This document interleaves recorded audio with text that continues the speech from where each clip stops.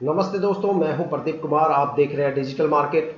Video शुरू करने से पहले बता दूं, ये वीडियो एक एजुकेशनल पर्पज़ के लिए है। अगर आप स्टॉक मार्केट में कोई भी फाइनेंशियल इन्वेस्टमेंट करते हो तो अपने फाइनेंशियल एडवाइजर से सलाह जरूर लें या फिर अपनी सोच समझ के साथ ही स्टॉक मार्केट में इन्वेस्ट करें। अगर आपको स्टॉक मार्केट में कोई भी फाइनेंशियल लॉस होता है तो उसके लिए ये वीडियो रिस्पॉन्सिबल नहीं रहेगी। तो चलो दोस्तों, वीडियो शुरू करते हैं। आज हम बात करने वाले हैं बजाज फाइनेंस लिमिटेड स्टॉक के बारे में। बजाज फाइनेंस के नाम से ये स्टॉक एनएससी और बीएसई में लिस्टेड है। 7,598 रुपए इस टाइम इसका करंट शेयर प्राइस चल रहा है। साथ में 7 रुपए 65 पैसे की यहाँ पे जबरदस्त पॉजिटिव मोमेंटम आपको देखने को मिला फ्राइडे को। ठीक है, एक जबरदस्त यहाँ पे ग्रोथ देखने को मिली।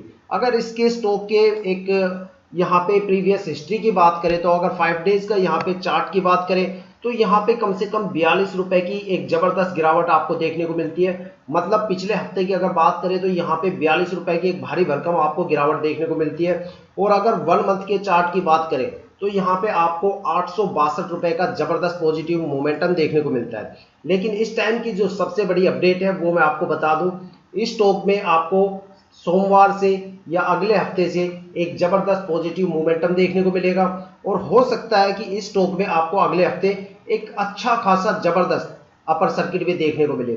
और जो यहाँ पे इसका टारगेट होने वाला है वो इसका कम से कम 8,700 के आसपास होने वाला है, जो इसके अपने अपर सर्किट की जो सबसे हायर वैल्यू बनेगा, जिसको ये 10 अगस्त से पहले पहले हर हालत में अचीव करके रहेगा। ठीक है, इसके पीछे एक सबसे बड़ी वजह है कि इंडियन स्टॉक मार्केट के अंदर कल एक बड़ा धमाका हुआ। सेंसेक्स ने अपने सारे रिकॉर्ड तोड़ दिए। सेंसेक्स ने जो अपने लाइफ टाइम के जो पुराने रिकॉर्ड थे वो सारे तोड़ दिए।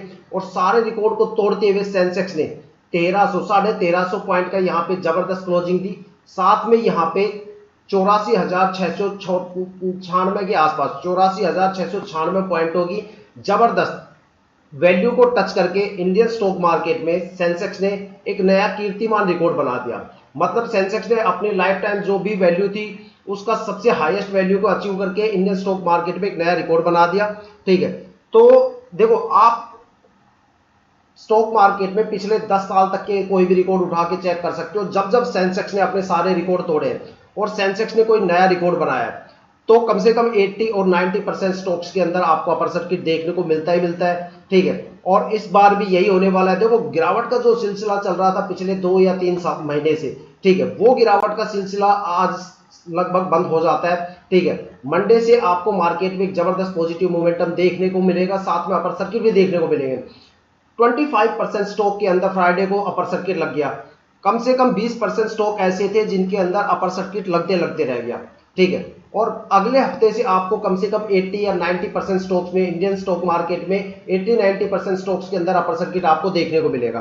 ठीक है, देखो एक बार सेंसेक्स पे नजर डालते हैं। सेंसेक्स में 1359 रुपए की यहाँ पे जबरदस्त पॉजिटिव मोमेंटम फ्राइडे को दिखाई दिया। और ये सिर्फ उछाल सिर्फ इंडियन स्टॉक मार्केट में ही नहीं है। आप अगर यूरोप के मार्केट को उठा के देखोगे तो वहां पे भी आपको एक जबरदस्त उछाल देखने को मिलेगा। ठीक है, और अगर हम बात करें डॉ जोन्स की तो डॉ जोन्स में भी, जो कि इंडस्ट्रीज एवरेज इंडिसेस को शो करता है यूरोप में, उसमें भी एक जबरदस्त यहाँ पे आपको उछाल देखने को मिलेगा। ठीक है, साथ में एशियन स्टॉक मार्केट के जो भी दिग्गज बड़े बड़े स्टॉक एक्सचेंज है उन सभी का हाल यही है। वो बिल्कुल ताबड़तोड़ यहाँ पे भागे हैं और उन्होंने एक जबरदस्त यहाँ पे ग्रोथ हासिल की है। देखो, जो हमारा ये स्टॉक था इसके अंदर जो एक गिरावट का यहाँ पे एक माहौल बना हुआ था। ठीक है, इस गिरावट के माहौल के अंदर 3 सबसे बड़े ऐसे मेजर फैक्टर थे जिसकी वजह से बजाज फाइनेंस लिमिटेड स्टॉक के अंदर गिरावट का माहौल बना हुआ था पिछले 3 महीने से। ठीक है, ऐसा लग रहा था कि जो स्टॉक है वो किसी प्राइस रेंज के बीच में फंस गया है। ठीक है, तो यहाँ पे जो सबसे बड़े 3 मेजर फैक्टर हैं उनके बारे में भी हम बारीकी से बात करेंगे। लेकिन उससे पहले मैं एक चीज बता देता हूं कि जो यहाँ पे कल का चार्ट है, जो पिछले वीक का चार्ट है, यहाँ पे 42 रुपए की एक जबरदस्त गिरावट हुई है। ठीक है, इस गिरावट के पीछे का एक रीजन है कि एफआईआई ने आज से 4-5 दिन पहले एक बड़े लेवल पे बिकवाली की है। ठीक है, सबसे बड़ी चीज कि एफआईआई ने आज से मतलब पिछले हफ्ते एक बड़ी बिकवाली की है। साथ में दूसरी सबसे बड़ी अपडेट कि एफआईआई ने सितंबर में 2 सबसे बड़ी बिकवाली की है। ठीक है, और दोनों बिकवाली बड़े लॉस के साथ की है। तो आप समझ सकते हो कि मार्केट का हाल कैसा चल रहा है। मार्केट में 3 महीने से इतनी ज्यादा रिसेशन है कि एफआईआई को भी एक बड़ा लॉस झेलना पड़ा। ठीक है, और फ्राइडे को जो मार्केट उछली है, मार्केट के अंदर जो पॉजिटिव मोमेंटम आया है, उसके पीछे का सबसे बड़ा रीजन ये है कि डीआईआई ने उतने ही बड़े लेवल पे खरीदारी भी की है। ठीक है, जिसकी वजह से इंडियन स्टॉक मार्केट में जो गिरावट का माहौल जो सिलसिला चल रहा था पिछले 3 महीने से, वो सिलसिला फ्राइडे को खत्म हो गया। अब आपको अगले हफ्ते से सभी स्टॉक्स के अंदर अपर सर्किट देखने को मिलेगा। कम से कम इंडियन स्टॉक मार्केट में 80% स्टॉक्स आप मान के चलो जिनके अंदर आपको अपर सर्किट देखने को मिलेगा।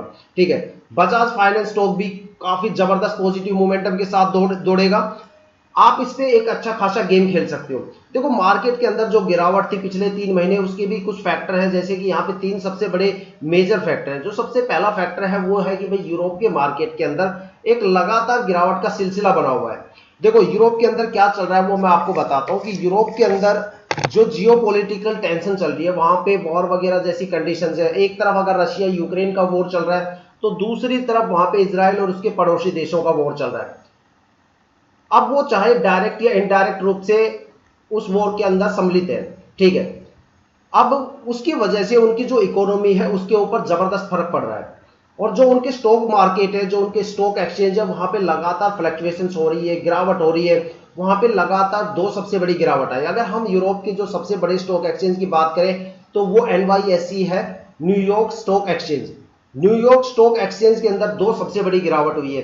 ठीक है, जो पहली गिरावट हुई थी वो 5 अगस्त के आसपास हुई थी, जहां पे जॉब रिसेशन था। अब देखो मैं NYSE ही क्यों ले रहा हूं, क्योंकि NYSE दुनिया का सबसे बड़ा स्टॉक एक्सचेंज है, क्योंकि दुनिया की जो सबसे बड़ी बड़ी IT कंपनीज है जैसे माइक्रोसॉफ्ट, गूगल या और भी बड़ी बड़ी कंपनी, वो वहीं से ऑपरेट होती है।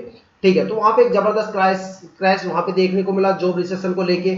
उसका नतीजा ये हुआ कि इंडियन स्टॉक मार्केट में कम से कम 3,500 की पॉइंट की गिरावट हुई। उसके बाद जो अगली वहां पे गिरावट हुई NYSE के अंदर, वो 3 सितंबर के आसपास हुई।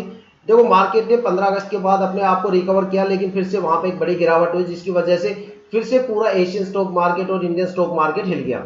जो दूसरा सबसे बड़ा फैक्टर था वो था लिक्विडिटी का इशू।